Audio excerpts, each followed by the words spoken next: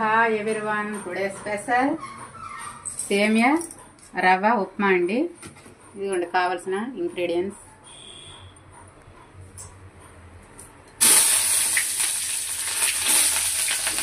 Onions,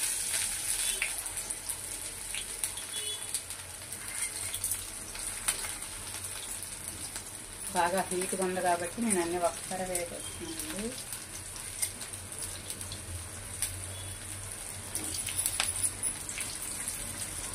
అల్లం తురుము, ఎండుమిర్చి, పచ్చిమిర్చి,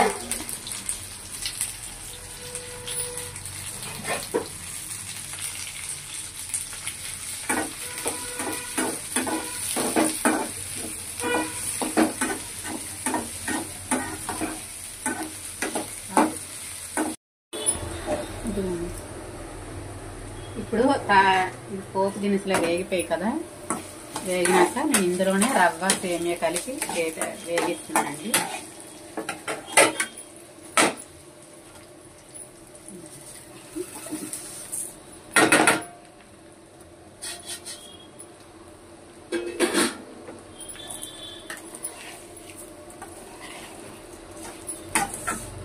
చాలా బాగుంటుందండి, ఇలాగ టేస్ట్గా ఉంటుంది. మా అత్తయ్య కూడా ఇలాగే చేసేవాళ్ళు.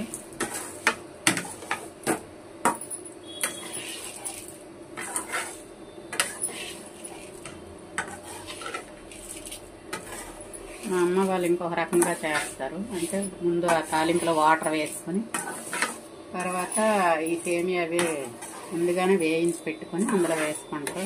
నేనైతే ఇలా డైరెక్ట్గా మా అత్తయ్య చేసుకున్నట్లు చేస్తున్నాను.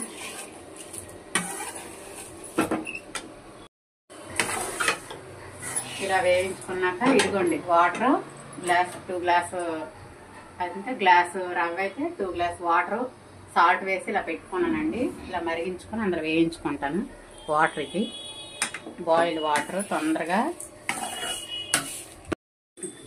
ఇదిగోండి రవ్వ ఇలా వేయించుకున్నాక గోల్డ్ కలర్ వచ్చే వరకు ఇలా వేయించుకున్నాను. ఇది సాల్ట్ వాటర్, ఇదిగోండి మరిగించిన ఇలా మరిగించుకొని బాయిల్ చేసుకున్న వాటర్ పిలుతుందండి, కొంచెం జాగ్రత్తగా వేసుకోవాలి.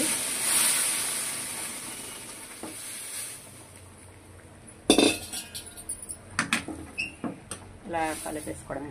ఆల్రెడీ నేను అందులోనే సాల్ట్ వేసాను వాటర్లోనే. ఇలా తొందరగా మనకి ఏమి టిఫిన్ రెడీగా లేనప్పుడు ఇలా ఉప్మా అండి, సేమియా అయినా రవ్వ అయినా అటుకుల్లో ఏవైనా ఇలా తొందరగా నేనైతే ఇలా చేసేసుకుంటాను. మీరు కూడా మరి ఒకసారి ట్రై చేయండి. మీరు కూడా ఎలా చేస్తున్నారో నాకు కామెంట్ చేయండి. ఇలా కొంచెం సేపు ఇలా కలిపేసాక మూత పెట్టేస్తే కాసేపు బాగుంటుంది. ఎలా కుక్ అయిందో చూద్దామండి.